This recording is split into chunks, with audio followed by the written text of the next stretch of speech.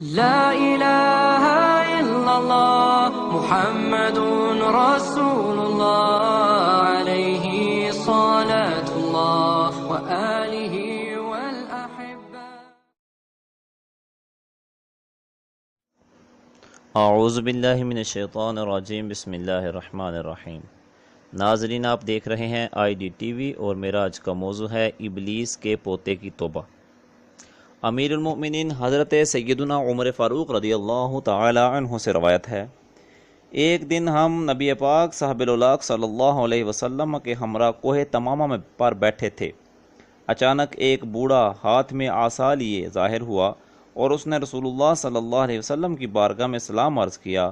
آپ صلی اللہ علیہ وسلم نے جواب مرحمت فرمایا اور ارشاد فرمایا، اس کی آواز جنات جیسی ہے.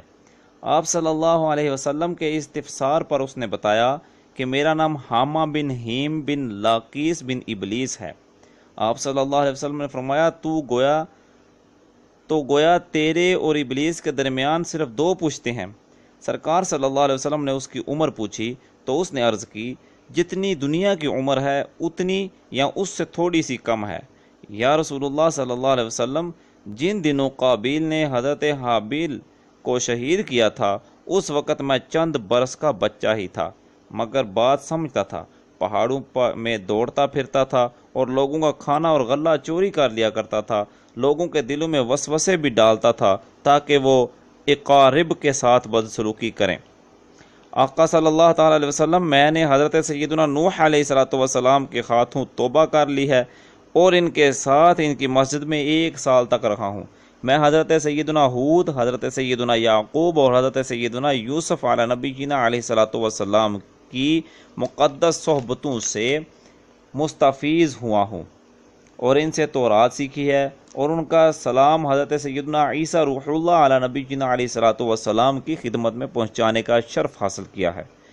یا رسول اللہ صلی اللہ علیہ وسلم، حضرت سیدنا عیسیٰ روح اللہ علیہ السلام نے فرمایا تھا کہ اگر تجھے نبی آخر الزمان محمد رسول اللہ صلی اللہ علیہ وسلم کی زیارت کا شرف حاصل ہو تو میرا سلام ان سے عرض کرنا.